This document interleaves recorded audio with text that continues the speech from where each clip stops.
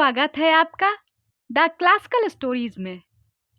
आज आप सुनने वाले हैं मुंशी प्रेमचंद जी की लिखी कहानी वेश्या। तो चलिए शुरू करते हैं।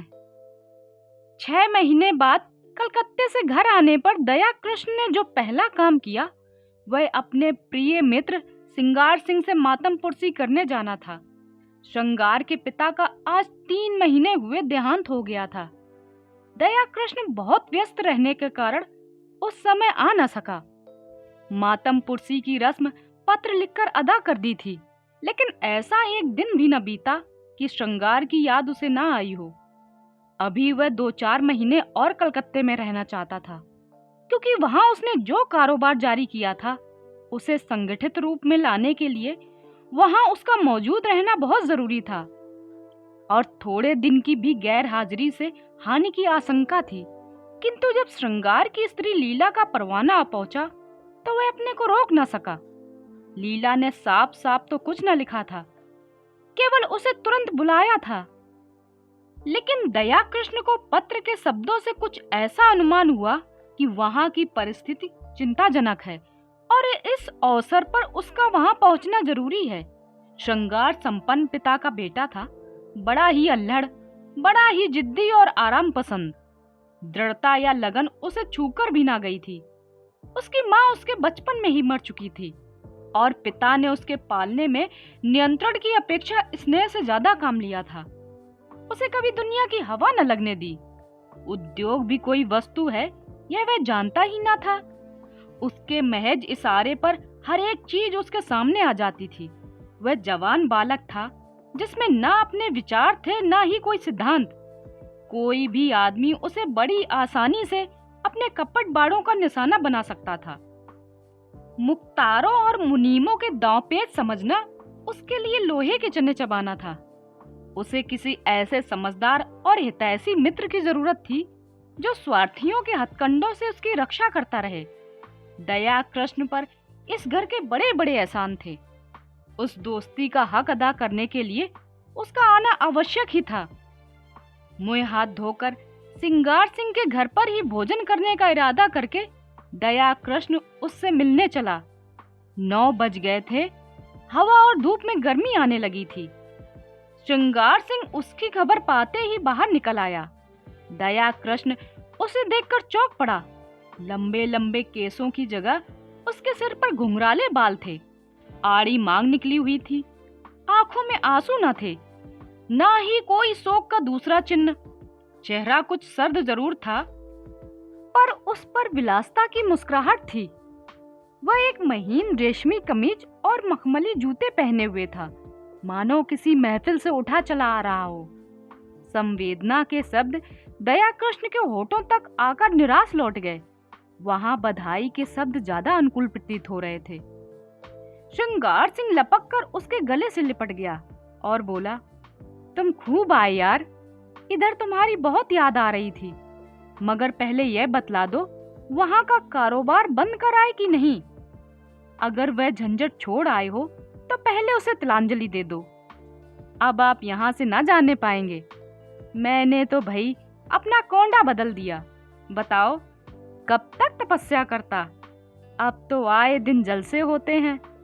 मैंने सोचा यार, दुनिया में आए हैं तो कुछ दिन सैर सपाटे का भी आनंद उठा लो, नहीं तो यूं ही एक दिन खाली हाथ चले जाना है, कुछ भी साथ ना जाएगा। दया कृष्ण विस्मय से उसके मुंह की ओर ताकने लगा। ये वही श्रृंगार है या कोई और? पिता के मरते ही इतनी तब्दीली? दोनों मित्र कमरे में आ गए और सोफे पर बैठे। सरदार साहब के सामने इस कमरे में फर्श और मसनद थी, अलमारी थी। अब दर्जनों गद्देदार सोफे और कुर्सियां हैं। कालीन का फर्श है, रेशमी पर्दे हैं, बड़े बड़े आईने हैं। सरदार साहब को संचय की धुन थी, श्रृंगार को उड़ाने की धुन है। श्रृंगार ने एक सिगार जलाकर कहा, तेरी बहुत याद आती थी यार, तेरी जान की कसम। दया कृष्ण ने सिकवा किया, क्यों झूठ बोलते हो भाई? महीने गुजर जाते थे, एक खत लिखने की तो फुर्सत ना मिलती थी। मेरी याद आती थी। श्रृंगार ने अल्हड़पन से कहा, बस इसी बात पर मेरी सेहत का एक जाम पियो। अरे यार, इस जिंदगी में और क्या रखा है? हंसी खेल में जो वक्त कट जाए उसे गनीमत समझो। मैंने तो यह तपस्या त्याग दी। अब तो आए दिन जलसे होते हैं। कभी दोस्तों की दावत है, कभी दरिया की सैर, कभी गाना बजाना, कभी शराब के दौर। मैंने कहा लाओ कुछ दिन वह बाहर भी देख लूं, हसरत क्यों दिल में रह जाए। आदमी संसार में कुछ भोगने के लिए आता है, यही जिंदगी के मजे हैं। जिसने ये मजे नहीं चखे उसका जीना व्यथा है। बस दोस्तों की मजलिस हो और बगल में माशूका हो और हाथ में प्याला हो, इसके सिवा मुझे कुछ न चाहिए। उसने अलमारी खोलकर एक बोतल निकाली और 2 गिलासों में शराब डालकर बोला, यह मेरी सेहत का जाम है, इनकार ना करना। मैं तुम्हारे सेहत का जाम पीता हूँ। दया कृष्ण को कभी शराब पीने का अवसर न मिला था। वह इतना धर्मात्मा तो ना था कि शराब पीना पाप समझता। हाँ, उसे दुर्व्यसन जरूर समझता था। गंध ही से उसका जी मिचलाने लगा। उसे भय हुआ कि वह शराब का टा चाहे मुंह में ले ले, उसे कंठ से नीचे नहीं उतार सकता। उसने प्याले को शिष्टाचार के तौर पर हाथ में लिया, फिर उसे ज्यों का त्यों मेज पर रखकर बोला, तुम जानते तो हो मैंने कभी शराब नहीं पी। इस समय मुझे क्षमा करो। 10-5 दिन में यह फन भी सीख जाऊंगा। मगर यह तो बताओ, अपना कारोबार भी कुछ देखते हो या इसी में पड़े हो? श्रृंगार ने अरुचि से मुंह बनाकर कहा, ओह, क्या जिक्र छेड़ दिया तुमने यार। कारोबार के पीछे इस छोटी सी जिंदगी को तबाह तो नहीं कर सकता। ना कोई साथ लाया है ना साथ ले जाएगा। पापा ने मर कर धन संचय किया, क्या हाथ लगा। 50 तक पहुंचते पहुंचते चल बसे। उनकी आत्मा अब भी संसार के सुखों के लिए तरस रही होगी। धन छोड़कर मरने से फाके मस्त रहना कहीं अच्छा है। धन की चिंता तो न सताती, यह हाय हाय तो नहीं होती कि मरने के बाद क्या होगा। तुमने गिलास मेज पर रख दिया, जरा पियो, आंखें खुल जाएंगी, दिल हरा हो जाएगा। और लोग सोडा और बर्फ मिलाते हैं, मैं तो खालिस ही पीता हूँ। इच्छा हो तुम्हारे लिए भी बर्फ मंगाऊं। दया कृष्ण ने फिर क्षमा मांगी, मगर श्रृंगार गिलास पर गिलास पीता गया।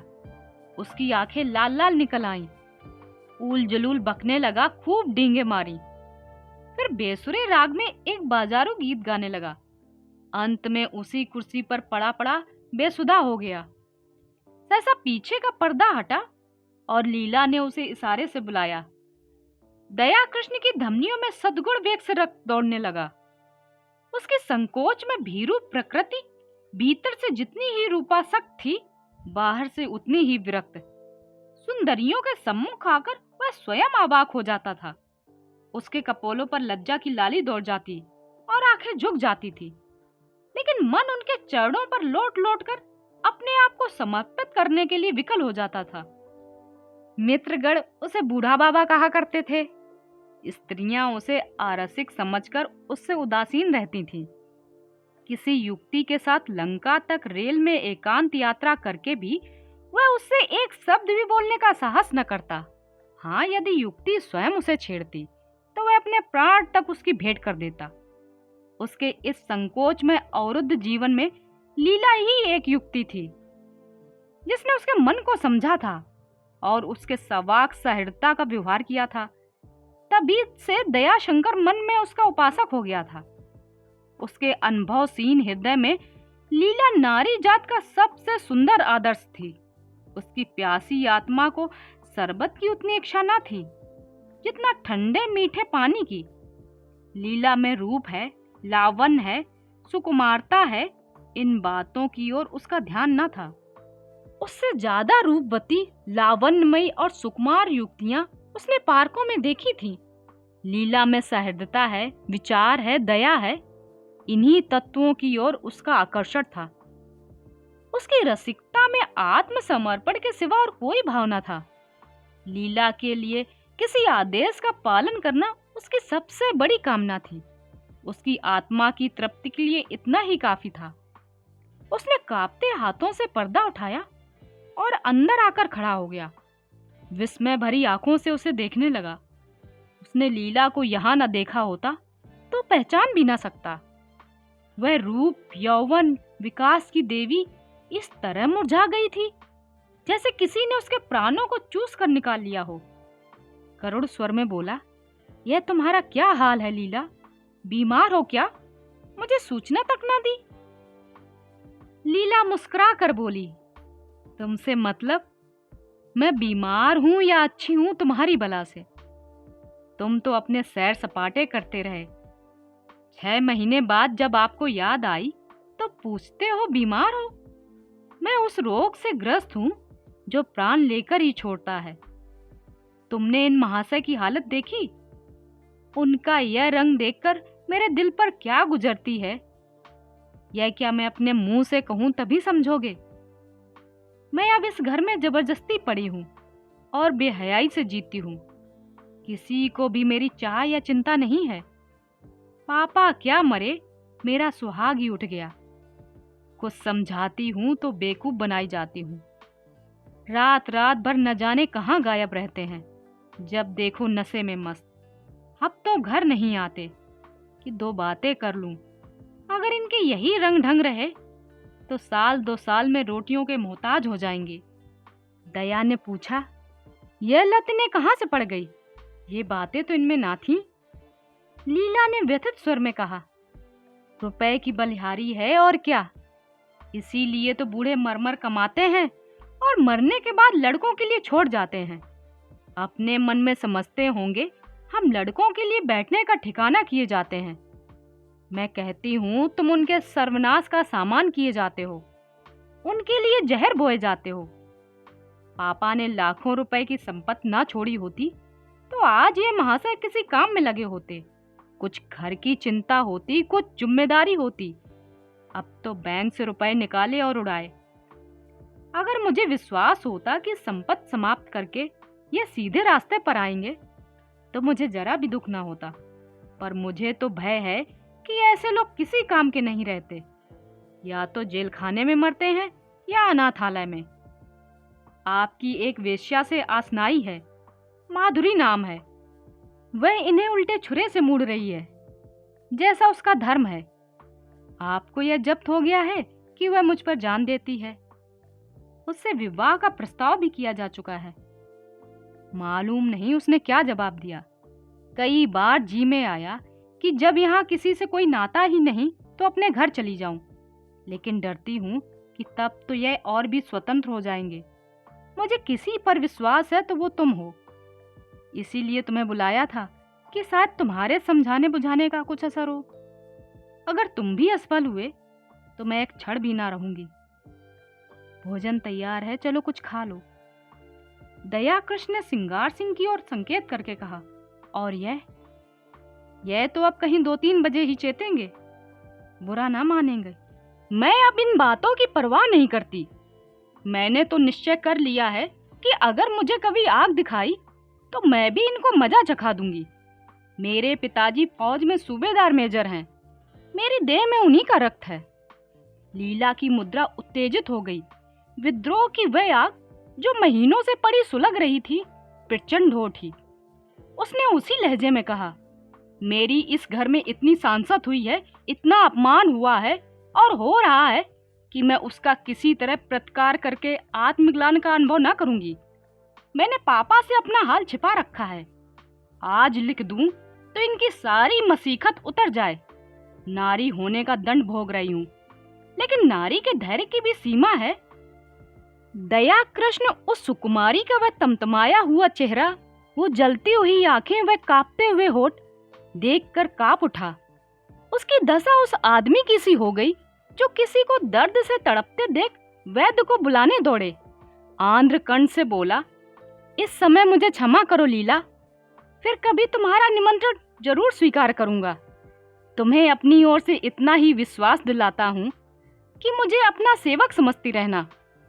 मुझे ना मालूम था कि तुम्हें इतना कष्ट है, नहीं तो शायद अब तक मैंने कुछ युक्त सोची होती। मेरा यह शरीर तुम्हारे किसी काम आए, इससे बढ़कर सौभाग्य की बात मेरे लिए और क्या होगी। दया कृष्ण वहां से चला तो उसके मन में इतना उल्लास भरा हुआ था, मानो विमान पर बैठा हुआ स्वर्ग की ओर जा रहा है। आज उसे जीवन में एक ऐसा लक्ष्य मिल गया था जिसके लिए वह जी भी सकता है और मर भी सकता है। वह एक महिला का विश्वास पात्र हो गया था। इस रत्न को वह अपने हाथ से कभी न जाने देगा, चाहे उसकी जान ही क्यों न चली जाए। 1 महीना गुजर गया। दया कृष्ण श्रृंगार सिंह के घर नहीं आया, ना श्रृंगार सिंह ने उसकी परवाह की। इस एक ही मुलाकात में उसने समझ लिया था कि दया इस नए रंग में आने वाला आदमी नहीं है। ऐसे सात्विक जनों के लिए उसके यहाँ कोई स्थान न था। वहां तो रंगीले, रसिया, अय्यास और बिगड़े दिलों की ही चाह थी। हाँ, लीला को हमेशा उसकी याद आती रहती थी, मगर दया कृष्ण के स्वभाव में अब वह संयम ना था। विलासता का जादू उस पर भी चलता हुआ मालूम होता है। माधुरी के घर उसका भी आना जाना शुरू हो गया। वह श्रृंगार सिंह का मित्र नहीं रहा, प्रतिद्वंदी हो गया है। दोनों एक ही प्रतिमा के उपासक हैं, मगर उनकी उपासना में अंतर है। श्रृंगार की दृष्टि में माधुरी केवल विलास की एक वस्तु है, केवल विनोद का एक यंत्र। दया कृष्ण विनय की मूर्त है, जो माधुरी की सेवा में ही प्रसन्न है। श्रृंगार माधुरी के हास्य विलास को अपना हक समझता है। दया कृष्ण इसी में संतुष्ट है कि माधुरी उसकी सेवाओं को स्वीकार करती है। माधुरी की ओर से जरा भी अरुचि देखकर वह उसी तरह बिगड़ जाएगा जैसे अपनी प्यारी घोड़ी की मुंहजोरी पर। दया कृष्ण अपने को उसकी कृपा दृष्टि के योग ही नहीं समझता। श्रृंगार जो कुछ माधुरी को देता है, गर्व भरे आत्म प्रदर्शन के साथ, मानो उस पर कोई एहसान कर रहा हो। दया कृष्ण के पास देने को है ही क्या, पर वह जो कुछ भी भेंट करता है वह ऐसी श्रद्धा से मानो देवता को फूल चढ़ाता हो। श्रृंगार का अशाक्त मन माधुरी को अपने पिंजड़े में बंद रखना चाहता है, जिसमें उस पर किसी की निगाह न पड़े। दया कृष्ण निर्लिप्त भाव से उसकी स्वच्छंद कीड़ा का आनंद उठाता है। माधुरी को अब तक जितने आदमियों से साबिका पड़ा था, वो सब श्रृंगार सिंह की भांति कामुकी, ईर्ष्यालु, दंभी और कोमल भावों से शून्य थे, रूप को भोगने की वस्तु समझने वाले। दया कृष्ण उन सबों से अलग था, सहृदयी, भद्र, सेवाशील, मानो उस पर अपनी आत्मा समर्पित कर देना चाहता हो। माधुरी को अपने जीवन में एक ऐसा पदार्थ मिल गया है जिसे वह बड़ी एहतियात से संभाल कर रखना चाहती है। जड़ाऊ गहने अब उसकी आंखों में उतने मूल्यवान नहीं रहे जितनी ये फकीर की दी हुई ताबीज। जड़ाऊ गहने हमेशा मिलेंगे, यह ताबीज कहीं खो गई तो शायद कभी हाथ ना आए। जड़ाऊ गहने केवल उसकी विलास प्रवृत्ति को उत्तेजित करते हैं, पर इस ताबीज में कोई दैवी शक्ति है।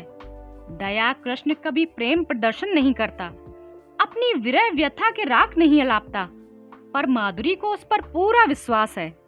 श्रृंगार सिंह के प्रलाप में उसे बनावट और दिखावे का आभास होता है। वह चाहती है यह जल्द यहाँ से टले, लेकिन दया कृष्ण के संयत भाषण में उसे गहराई और गुरुत्व का आभास होता है। औरों की वह प्रेम का है, लेकिन दया कृष्ण की आशिक, जिसके कदमों की आहट पाकर उसके अंदर एक तूफान उठने लगता है। उसके जीवन में यह नई अनुभूत है। अब तक वह दूसरों के भोग की वस्तु थी, अब कम से कम एक प्राणी की दृष्टि में वह आदर और प्रेम की वस्तु है। श्रृंगार को जब से दया के इस प्रेम की सूचना मिली है, वह उसके खून का प्यासा हो गया है, ईर्ष्या से फूका जाता है। उसने दया कृष्ण के पीछे कई सौदे लगा रखे हैं कि वे उसे जहां पाए उसका काम तमाम कर दें। वह खुद पिस्तौल लिए उसकी टो में रहता है। दया इस खतरे को समझता है, जानता है। अपने नियत समय पर माधुरी के पास बिना नागा किए पहुंच जाता है। मालूम होता है उसे अपनी जान का कुछ भी मोह नहीं। सौदे उसे देखकर क्यों कतरा जाते हैं, मौका पाकर भी क्यों उस पर वार नहीं करते, इसका रहस्य वह नहीं समझता। एक दिन माधुरी ने उससे कहा, कृष्ण जी, तुम यहाँ ना आया करो। तुम्हें तो पता है यहाँ पर तुम्हारे 20 दुश्मन हैं। मैं डरती हूँ किसी दिन कोई बात ना हो जाए। शिशिर की संध्या थी। माधुरी एक कश्मीरी साल ओढ़े अंगीठी के सामने बैठी हुई थी। कमरे में बिजली का रजत प्रकाश फैला हुआ था। दया ने देखा माधुरी की आंखें सजल हो गई हैं और वह मुंह फेरकर दया से छिपाने की चेष्टा कर रही है। फिर दर्शन और सुखभोग करने वाली रमणी इतना संकोच क्यों कर रही है, यह उसका अनाड़ी मन ना समझ सका। हाँ, माधुरी के गोरे प्रसन्न संकोचहीन मुख पर लज्जा मिश्रित मधुरमा की ऐसी छटा उसने कभी न देखी थी। आज उसने उस पर कुलवधू की भीरू आकांक्षा और दृढ़ वात्सल्य देखा और उसके अभिनय में सत्य का उदय हो गया। उसने स्थिर भाव से जवाब दिया, मैं तो किसी की बुराई नहीं करता, मुझसे किसी को क्या बैर होने लगा। मैं यहाँ किसी का बाधक नहीं, किसी का विरोधी नहीं। दाता के द्वार पर सभी भिक्षुक जाते हैं, अपना अपना भाग है। किसी को एक चुटकी मिलती है, किसी को पूरा थाल। कोई क्यों जले किसी से? अगर किसी पर तुम्हारी विशेष कृपा है तो मैं उसे भाग्यशाली समझकर उसका आदर करूंगा, जलूं क्यों? माधुरी ने स्नेह कातर स्वर में कहा, जी नहीं, आप कल से ना आया कीजिए। दया कृष्ण मुस्कुराकर बोले, तुम मुझे यहाँ आने से नहीं रोक सकती। भिक्षुक को तुम धुतकार सकती हो, द्वार पर आने से नहीं रोक सकती। माधुरी स्नेह की आंखों से उसे देखने लगी, फिर बोली, क्या सभी आदमी तुम्हारी तरह निष्कपट हैं? तो फिर मैं क्या करूं? यहाँ ना आया करो, यह मेरे बस की बात नहीं। माधुरी एक क्षण तक विचार करके बोली, एक बात कहूं, मानोगे? चलो हम तुम किसी दूसरे नगर की राह लें। केवल इसलिए कि कुछ लोग मुझसे खार खाते हैं? खार नहीं खाते, तुम्हारी जान के गाहक हैं। दया कृष्ण उसी अविचलित भाव से बोला, जिस दिन प्रेम का यह पुरस्कार मिलेगा वह मेरे जीवन का नया दिन होगा माधुरी। इससे अच्छी मृत्यु और क्या हो सकती है? तब मैं तुमसे पृथक न रहकर तुम्हारे मन में, तुम्हारी स्मृति में रहूंगा। माधुरी ने कोमल हाथ से उसके गाल पर थपकी दी। उसकी आंखें भर आईं। इन शब्दों में जो प्यार भरा हुआ था वह जैसे पिचकारी की धार की तरह उसके हृदय में समा गया। ऐसी विकल वेदना, ऐसा नशा, इसे वह क्या कहे? उसने करुण स्वर में कहा, ऐसी बातें ना किया करो कृष्ण, नहीं तो मैं सच कहती हूँ, एक दिन जहर खाकर तुम्हारे चरणों पर सो जाऊंगी। तुम्हारे इन शब्दों में न जाने क्या जादू है। अब आप खुदा के लिए यहाँ ना आया कीजिए, नहीं तो देख लेना मैं एक दिन प्राण दे दूंगी। तुम क्या जानो हत्यारा सिंगार किस बुरी तरह तुम्हारे पीछे पड़ा हुआ है। मैं उसके सौदों की खुशामद करते करते हार गई। कितना कहती हूँ कृष्ण से मेरा कोई संबंध नहीं, उसके सामने तुम्हारी निंदा करती हूँ, कितना कोसती हूँ, लेकिन उस निर्दयी को मुझ पर बिल्कुल विश्वास नहीं आता। तुम्हारे लिए मैंने इन गुंडों की कितनी मिन्नतें की हैं, उनके हाथ कितना अपमान सहा है। वह तुमसे ना कहूँ तो ही अच्छा है। जिनका मुंह देखना मैं अपनी शान के खिलाफ समझती हूँ, उनके पैरों तक पड़ी हूँ, लेकिन ये कुत्ते हड्डियों के टुकड़े पाकर और भी शेर हो जाते हैं। मैं अब उनसे तंग आ गई हूँ और तुमसे हाथ जोड़कर कहती हूँ कि यहाँ से किसी ऐसी जगह चलो जहाँ हमें कोई ना जानता हो। वहाँ शांति के साथ पड़े रहेंगे। मैं तुम्हारे साथ सब कुछ झेलने को तैयार हूँ, लेकिन आज इसका निश्चय कराए बिना मैं तुम्हें ना जाने दूंगी। मैं जानती हूँ तुम्हें मुझ पर अब भी विश्वास नहीं, तुम्हें संदेह है कि तुम्हारे साथ कपट करूंगी। दया कृष्ण ने टोका, नहीं माधुरी, तुम मेरे साथ अन्याय कर रही हो। मेरे मन में कभी ऐसा संदेह नहीं आया।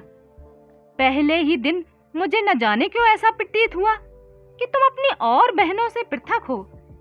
मैंने तुम में वह शील और संकोच देखा जो मैंने कुल वधुओं में देखा है। माधुरी ने उसकी आंखों में आंखें गड़ाकर कहा, तुम झूठ बोलने की कला में इतने निपुण नहीं हो कृष्ण कि वेश्या को बुलावा दे सको। मैं ना शीलवती हूँ, ना संकोचवती, और ना अपनी दूसरी बहनों से भिन्न। मैं वेश्या हूँ, उतनी ही कुलसित, उतनी ही मायाविनी जितनी मेरी दूसरी बहनें, बल्कि उनसे कहीं ज्यादा। ना तुम अन्य पुरुषों की तरह मेरे पास विनोद और वासना तृप्ति के लिए आए, नहीं तो महीनों आते रहे, पर तुम यूं अलिप्त ना रहते। तुमने कभी डींग नहीं मारी, मुझे धन का प्रलोभन नहीं दिया। मैंने भी कभी तुमसे धन की आशा नहीं की। तुमने अपनी वास्तविक स्थिति मुझसे कह दी, फिर भी मैंने तुम्हें एक नहीं अनेक ऐसे अवसर दिए कि कोई दूसरा आदमी उन्हें ना छोड़ता, लेकिन तुम्हें मैं अपने पंजे में ना ला सकी। तुम चाहे और जिस इरादे से आए हो, भोग की इच्छा से नहीं आए। अगर मैं तुम्हें इतना नीच, इतना हृदयहीन समझती तो इस तरह तुम्हारे नाज ना उठाती। फिर मैं भी तुम्हारे साथ मित्र भाव रखने लगी। समझ लिया मेरी परीक्षा हो रही है। जब तक इस परीक्षा में सफल न हो जाऊं तो मैं नहीं पा सकती। तुम जितने सज्जन हो उतने ही कठोर हो। यह कहते हुए माधुरी ने दया का हाथ पकड़ लिया और अनुराग और समर्पण भरी चितवनों से देखकर बोली, सच बताओ कृष्ण, तुम मुझ में क्या देखकर आकर्षित हुए थे? देखो, बहानेबाजी ना करना। तुम रूप पर मुग्ध होने वाले आदमी नहीं हो, मैं कसम खा सकती हूँ। दया कृष्ण ने संकट में पड़कर कहा, रूप इतनी तुच्छ वस्तु नहीं है माधुरी, वह मन का आईना है। यहाँ मुझसे रूपवान स्त्रियों की कमी नहीं है। यह तो अपनी अपनी निगाह है, मेरे पूर्व संस्कार रहे होंगे। माधुरी ने भवें सिकोड़ कर कहा, तुम फिर झूठ बोल रहे हो, चेहरा कह देता है। दया कृष्ण ने परास्त होकर पूछा, पूछकर क्या करोगी माधुरी? मैं डरता हूँ कहीं तुम मुझसे घृणा न करने लगो। संभव है तुम मेरा जो रूप देख रही हो वह मेरा असली रूप ना हो। माधुरी का मुंह लटक गया। विराक्त सी होकर बोली, इसका खुले शब्दों में यह अर्थ है कि तुम्हें मुझ पर विश्वास नहीं। ठीक है, वेश्याओं पर विश्वास करना भी नहीं चाहिए।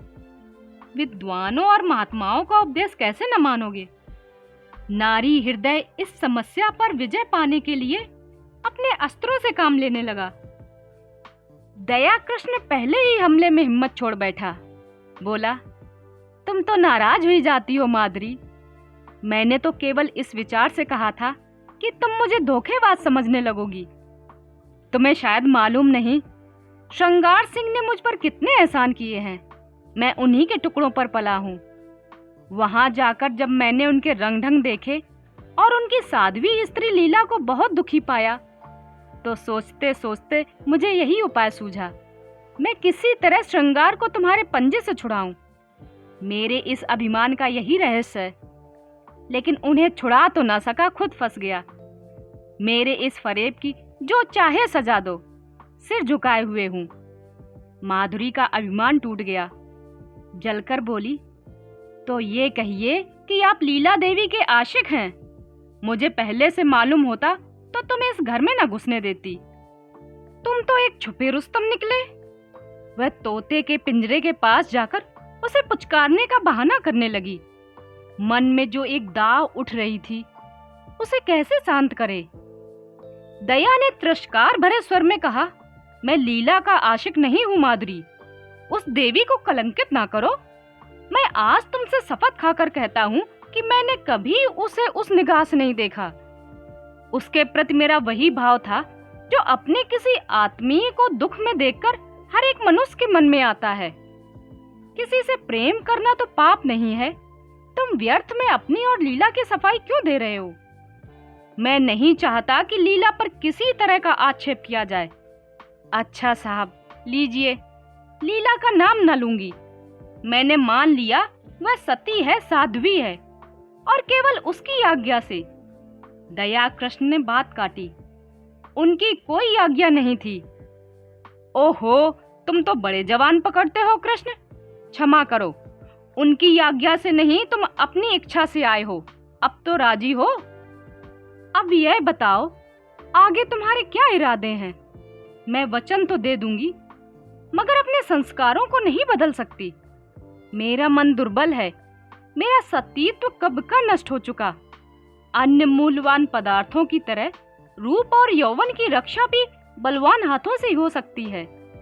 मैं तुमसे पूछती हूँ, तुम मुझे अपनी शरण में लेने को तैयार हो? तुम्हारा आश्रय पाकर तुम्हारे प्रेम की शक्ति से मुझे विश्वास है मैं जीवन के सारे प्रलोभनों का सामना कर सकती हूँ। मैं इस सोने के महल को ठुकरा दूंगी, लेकिन इसके बदले मुझे किसी हरे वृक्ष की छांव तो मिलनी चाहिए। वह छांव तुम मुझे दोगे? अगर नहीं दे सकते तो मुझे छोड़ दो, मैं अपने हाल में मग्न हूँ। हाँ, मैं वादा करती हूँ श्रृंगार से कोई संबंध न रखूंगी। वह मुझे घेरेगा, रोएगा, संभव है गुंडों से मेरा अपमान कराए, आतंक दिखाए, लेकिन मैं सब कुछ झेल लूंगी तुम्हारी खातिर से।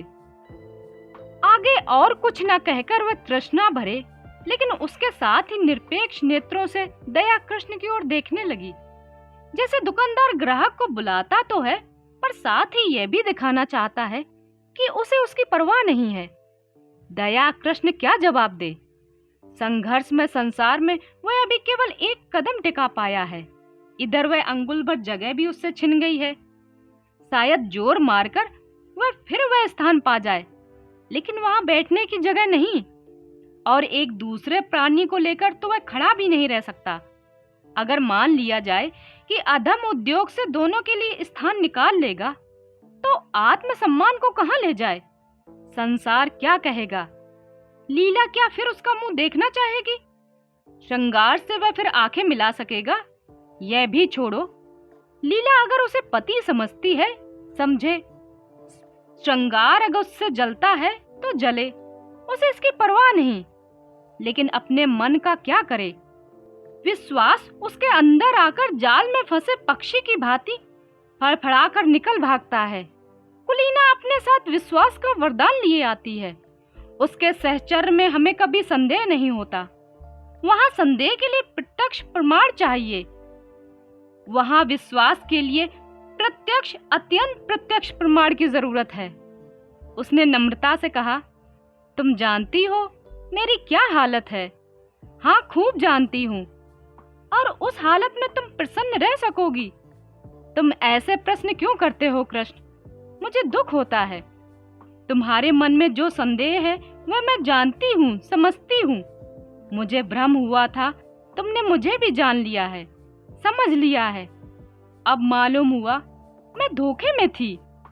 वह उठकर वहां से जाने लगी। दया कृष्ण ने उसका हाथ पकड़ लिया और प्रार्थी भाव से बोला, तुम मेरे साथ अन्याय कर रही हो माधुरी। मैं सत्य कहता हूँ, ऐसी कोई बात नहीं है। माधुरी ने खड़े खड़े विरक्त मन से कहा, तुम झूठ बोल रहे हो, बिल्कुल झूठ। तुम अब भी मन से यह स्वीकार नहीं कर रहे हो कि कोई स्त्री स्वेच्छा से रूप का व्यवसाय नहीं करती। पैसे के लिए अपनी लज्जा को उघाड़ना तुम्हारी समझ में कुछ ऐसे आनंद की बात है जिसे वैश्या शौक से करती है। तुम वैश्या में सत्वित्व का होना संभव से बहुत दूर समझते हो। तुम इसकी कल्पना ही नहीं कर सकते हो। वह क्यों अपने प्रेम में नहीं स्थिर रहती? तुम नहीं जानते कि प्रेम उसके मन में कितनी व्याकुलता से होता है, और जब वह सौभाग्य से उसे पा जाती है तो किस तरह प्राणों की बात उसे संचित रखती है। खारे पानी के समुद्र में मीठी पानी का छोटा सा पात्र कितना प्रिय होता है, इसे वह क्या जाने जो मीठे पानी के मटके उड़ेलता रहता हो। दया कृष्ण कुछ ऐसे असमंजस में पड़ा हुआ था कि उसके मुंह से एक शब्द भी न निकला। उसके मन में जो शंका चिंगारी की भांति बैठी हुई थी, वह बाहर निकलकर कितना भयंकर ज्वाला उत्पन्न कर देगी। उसने कपट का जो अभिनय किया था, प्रेम का जो स्वांग रचा था, उसकी ग्लानि उसे और भी व्यथित कर रही थी। सहसा माधुरी ने निष्ठुरता से पूछा, तुम यहाँ क्यों बैठे हो? दया ने अपमान को पीकर कहा, मुझे सोचने के लिए कुछ समय दो माधुरी। क्या सोचने के लिए? अपना कर्तव्य। मैंने अपना कर्तव्य सोचने के लिए तुमसे समय नहीं मांगा। तुम अगर मेरे ऊपर कोई उद्धार की बात सोच रहे हो तो उसे दिमाग से निकाल डालो। मैं भ्रष्टा हूँ और तुम साधु के पुतले हो।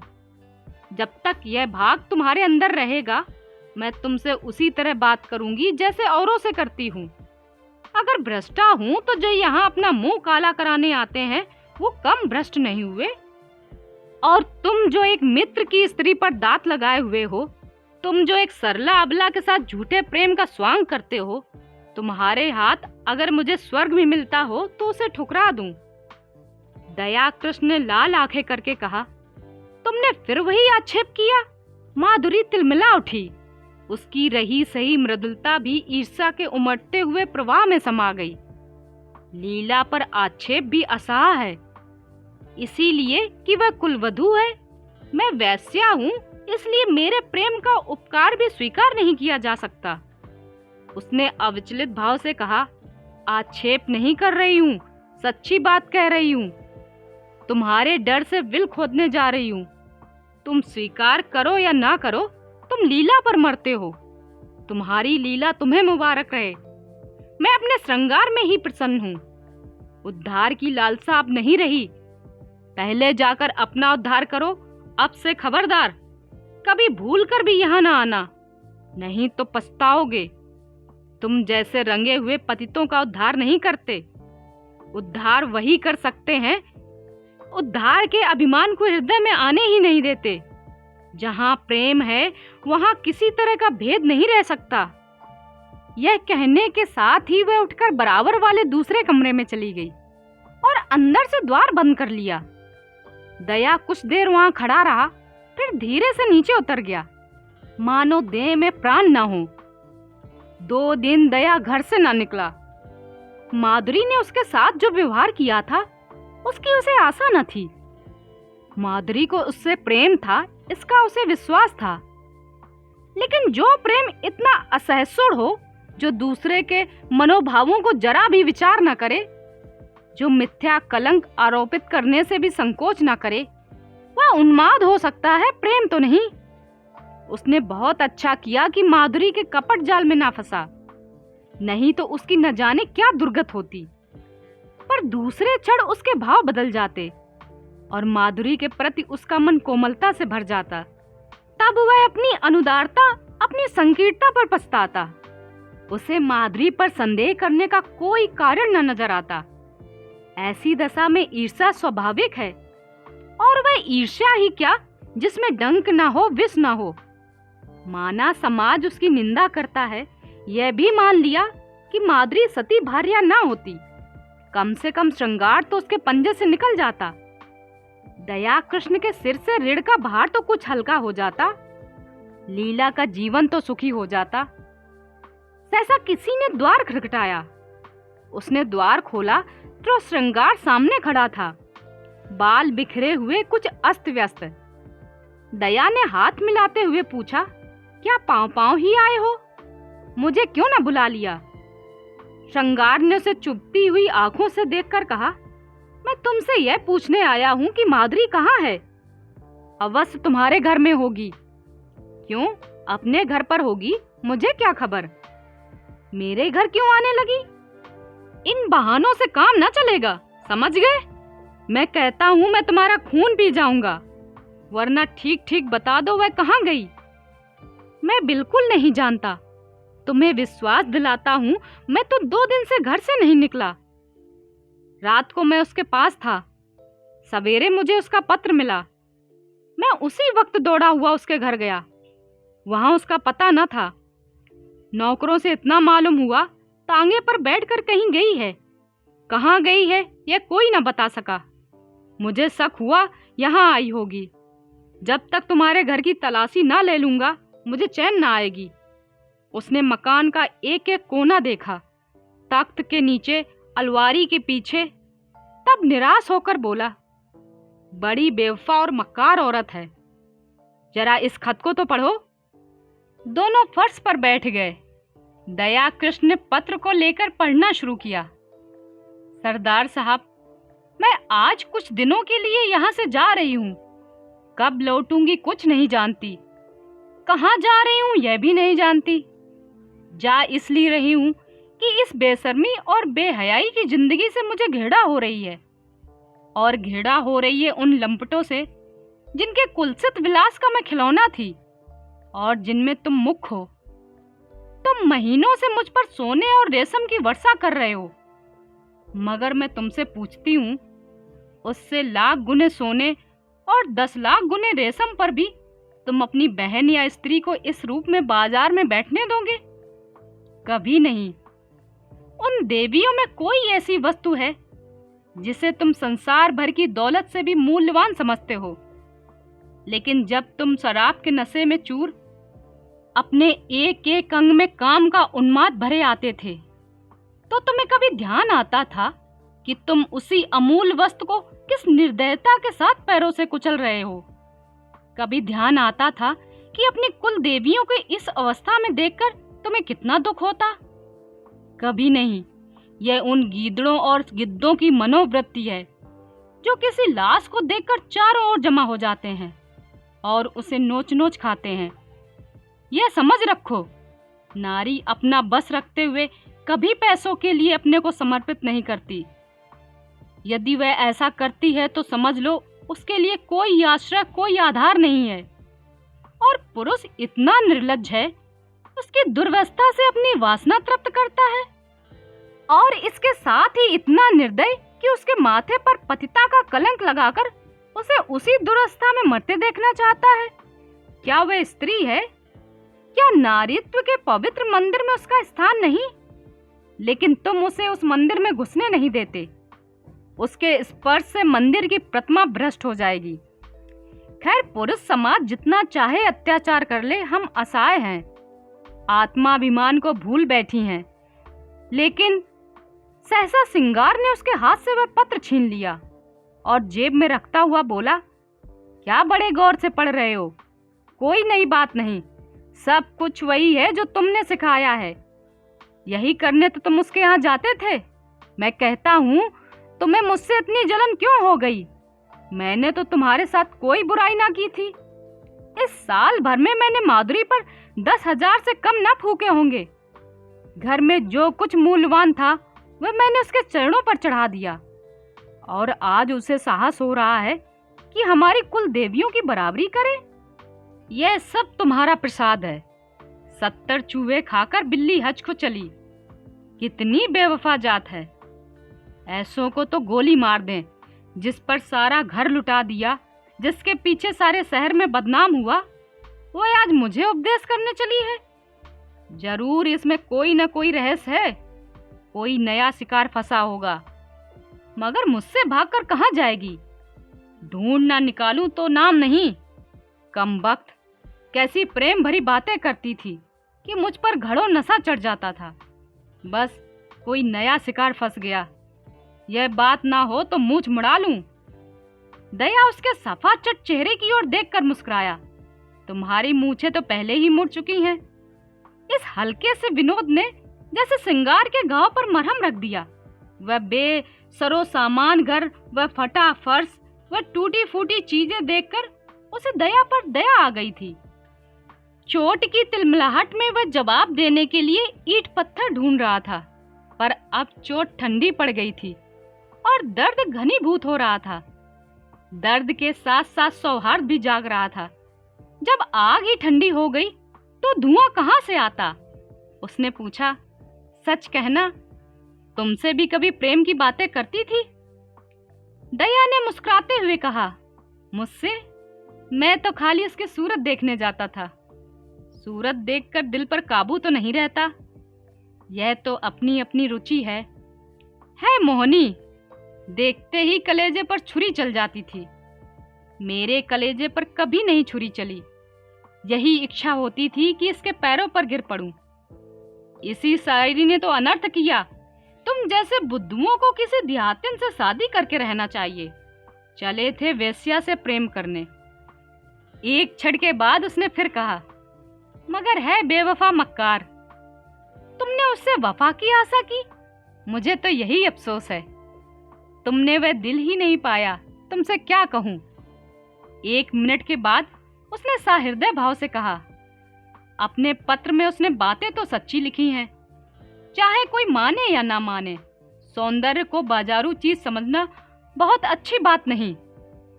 दया, जब स्त्री अपना रूप बेचती है तो उसके खरीदार भी निकल आते हैं। फिर यहाँ तो कितनी ही जातियां हैं जिनका यही पेशा है। यह पेशा चलता कैसे है? स्त्रियों की दुर्बलता से नहीं। मैं समझता हूँ बिस्मिल्लाह पुरुषों ने की होगी।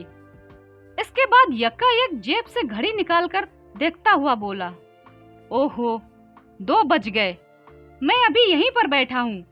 आज शाम को मेरे यहाँ खाना, जरा इस विषय पर बातें होंगी। अभी तो उसे ढूंढ निकालना है, वह है तो इसी शहर में। घर वालों से भी कुछ नहीं कहा।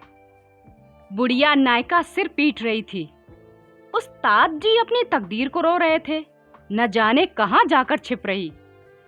उसने उठकर दया से हाथ मिलाया और चला। दया ने पूछा, मेरी तरफ से तुम्हारा दिल तो साफ हो गया? श्रृंगार ने पीछे से कहा, हुआ भी और नहीं भी हुआ, और बाहर निकल गया।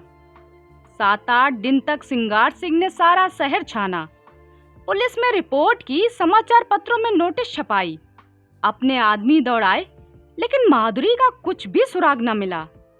फिर वो महफिल न गर्म हो सकी। मित्र सुबह शाम हाजिरी देने आते और अपना सा मुंह लेकर लौट जाते। श्रृंगार के पास उनके साथ गपशप करने का समय न था। गर्मी के दिन सजा हुआ कमरा भट्ठी बना हुआ था। खस की टटियां भी थीं, पंखा भी, लेकिन गर्मी जैसे किसी के समझाने बुझाने की परवाह ही नहीं करना चाहती।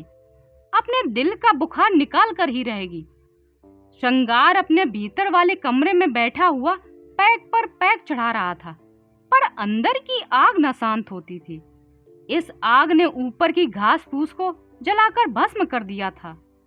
माधुरी की बेवफाई ने उसके आमोदी हृदय को इतना आहत कर दिया था कि अब अपना जीवन ही बेकार सा मालूम होता था। माधुरी उसके जीवन में सबसे सत्य वस्तु थी, सत्य भी और सुंदर भी। उसके जीवन की सारी रेखाएं इसी बिंदु पर आकर जमा हो जाती थीं। वह बिंदु यकायक पानी के बुलबुले की भांति मिट गया, और वे सारी रेखाएं, वे सारी भावनाएं, वे सारी मृद स्मृतियां उन झलझलाई हुई मधुमक्खियों की भांति भनभनाती फिरती थीं, जिनका छत्ता जला दिया गया हो। जब माधुरी ने कपट किया तो और किसी से क्या आशा की जाए? इस जीवन में है ही क्या? आम में रस ही ना रहा तो गुठली किस काम की? लीला कई दिनों से महफिल में सन्नाटा देखकर चकित हो रही थी। उसने कई महीनों से घर के किसी विषय पर बोलना छोड़ दिया था। बाहर से जो आदेश मिलता था उसे बिना कुछ कहे सुने पूरा करना उसके जीवन का क्रम था। वीतराग सी हो गई थी, ना किसी शौक से वास्ता, ना श्रृंगार से। मगर इधर कई दिन से इस सन्नाटे ने उसके उदास मन को चिंतित कर दिया। चाहती थी कि कुछ पूछे, लेकिन पूछे कैसे? मान जो टूट जाता। मान ही किस बात का? मान तब करे जब कोई उसकी बात पूछता हो। मान अपमान से प्रयोजन नहीं, नारी ही क्यों हुई? उसने धीरे धीरे कमरे का पर्दा हटाकर अंदर झांका। देखा, श्रृंगार सिंह सोफे पर लेटा हुआ था, जैसे कोई पक्षी सांझ के सन्नाटे में परों में मुंह छुपाए बैठा हो। समीप आकर बोली, मेरे मुंह पर ताला डाल दिया गया है, लेकिन क्या करूं, बिना बोले रहा भी नहीं जाता।